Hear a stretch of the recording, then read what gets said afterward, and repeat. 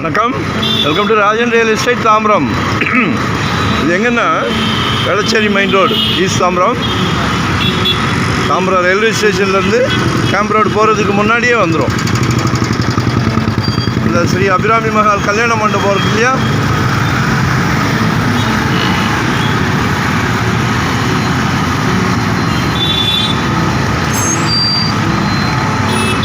செலூர் police station இருக்கா, ரெண்டுக்கும் ஆப்போசிட்டில் உள்ளே வரும்.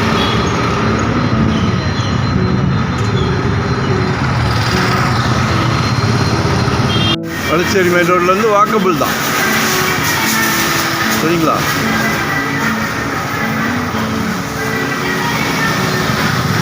அவ்வளோதான். பாருங்கள், ரெசிடென்ஸ்னாலும் ஓகே, கமர்ஷியலாக கீழே கடை கட்டிட்டு மேலே வீடு மாதிரி கட்டினா கூட கட்டலாம்.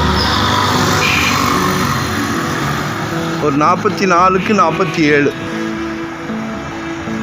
பழைய லேஅவுட்டு, பில்டிங் பிளான் அப்ரூவல் வாங்கிட்டு அழகாக கட்டிக்கலாம். பழைய லேஅவுட்டு 1942 உள்ளது.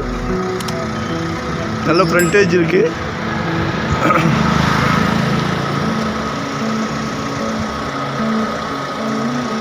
(44 அடி ஃப்ரண்டேஜு,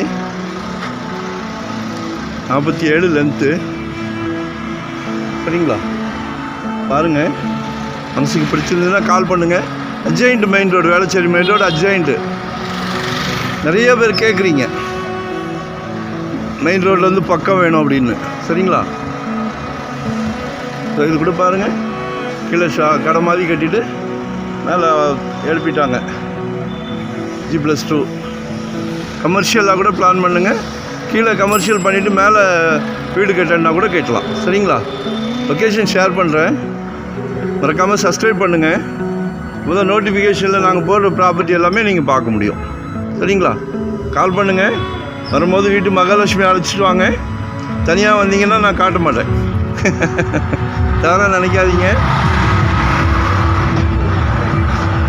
சில ப்ராப்பர்ட்டி வரோம், பார்க்குறோம், ஃபேமிலி கூட்டிகிட்டு வரேன்றோம், அதுக்குள்ளே சோல்ட் ஆகிருக்கு.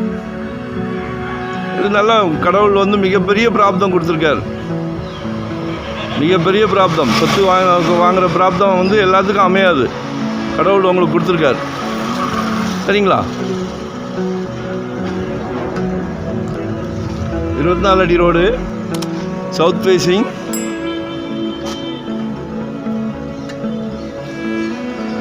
எதுனாலும் கால் பண்ணுங்கள். 190 கேட்குறாங்க. 1,90,00,000. ஒரு 2068 சதுரடி வரும். மெயின் ரோடில் 4 கோடி ரூபா போகுது கிரவுண்ட் ரேட்டு. ரேட்லாம் கரெக்டாக இருக்குது. பேசலாம். இன்னும் எதாவது பண்ண முடியும்னா பேசலாம், சரிங்களா? மறக்காமல் சப்ஸ்கிரைப் பண்ணுங்கள், மறக்காமல் கால் பண்ணுங்கள்.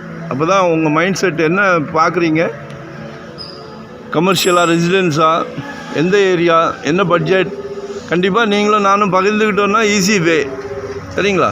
சந்தோஷமாக வாங்க. ஒரு கோயிலுக்கு போகிற மாதிரி வாங்க, ஒரு பிக்னிக் போகிற மாதிரி வாங்க, ஃபேமிலியோடு வாங்க. திருப்பி சொல்கிறேன், சொத்து வாங்குகிற பிராப்தம் எல்லாத்துக்கும் கிடைக்காது. அப்போ அதை சந்தோஷமாக பயன்படுத்திக்கணும். நாங்களும் நீங்கள் சொத்து வாங்குறதுல நாங்கள் சந்தோஷப்படுறோம், சரிங்களா?